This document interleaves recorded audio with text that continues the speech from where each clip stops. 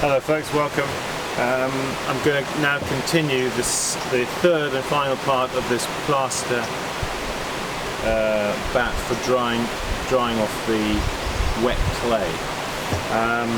So we're going to bring the camera down and you can just see what we're going to be doing there. There you can see I brought the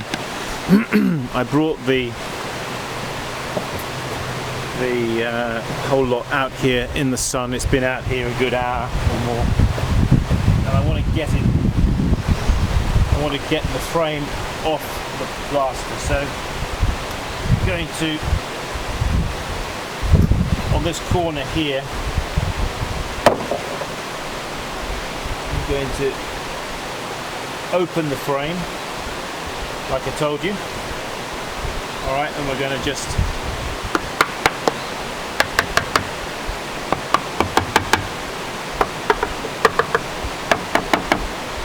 gently release the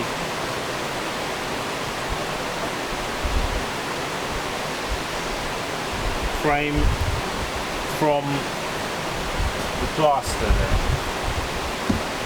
I'll keep the frame because I'll use that on another occasion. Now I'm hoping I'm going to be able to get this off the glass. Last time I did it, it did come off quite easily. I expect this time it's going to stick.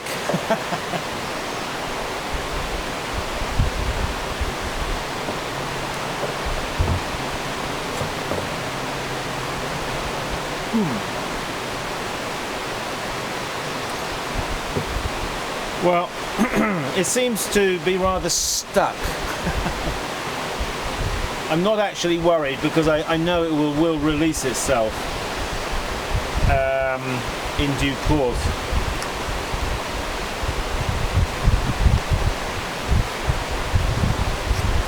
What I actually want to do at this stage is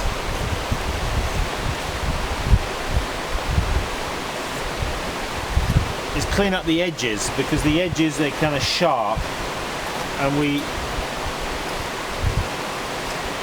want them, it's best to put a bevel on the corners.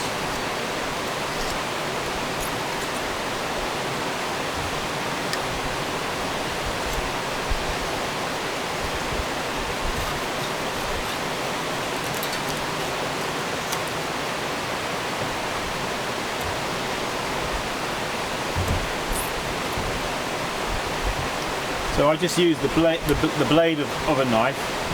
Are we still in the picture there, as we should be? Let's just go down there like that. I just take the blade of a knife, okay, and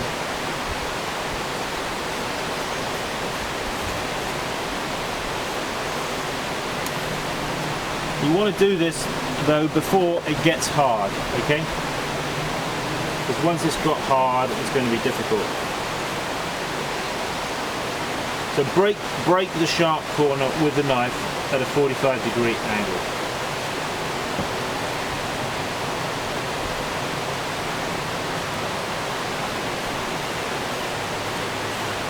That will keep and prevent the edges from chipping.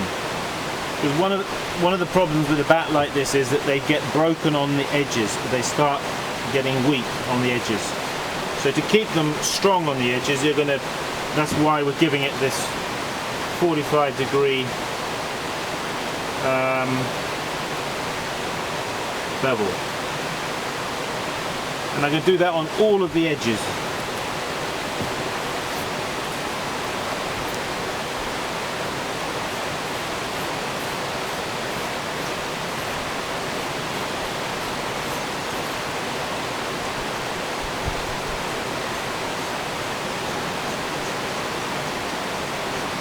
And the corners too. We're going to cut the corners, bevel the corners.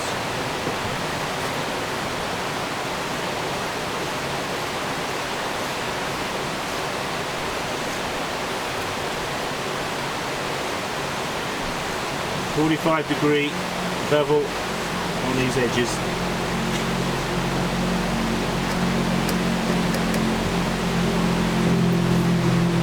And bevel the corners.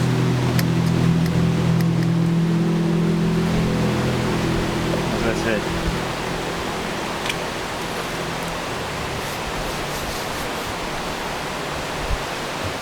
When this is a little bit more dry, it'll release itself, and then I will bevel the other corners, and it will have an absolutely perfectly smooth face on it. Now,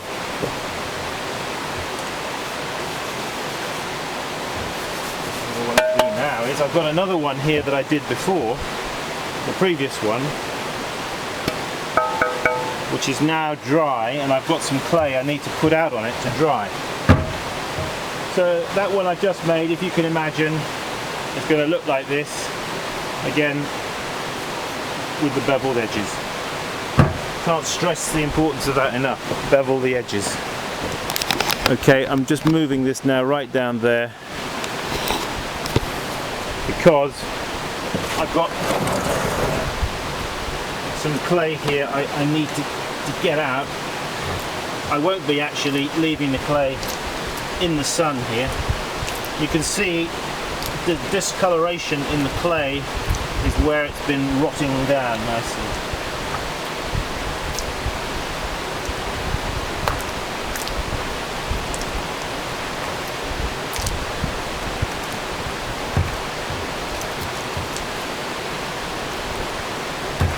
This will stay on here for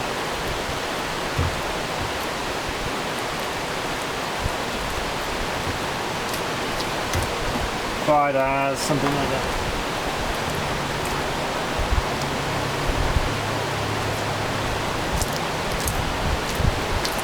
I'll turn it over, of course.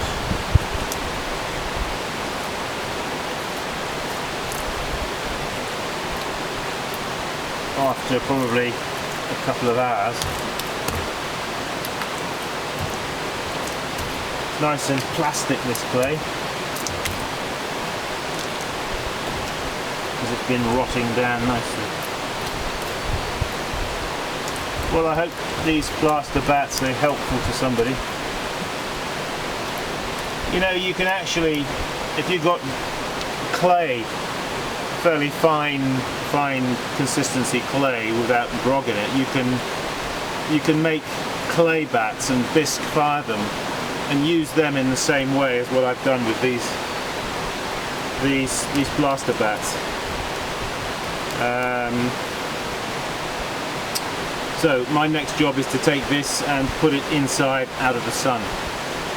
Let the plaster do its work to suck out the moisture. Then this clay will be ready to be used again. Okay, Simon Leach saying, keep practicing. See you soon. Bye bye now. Dee -dee -dee.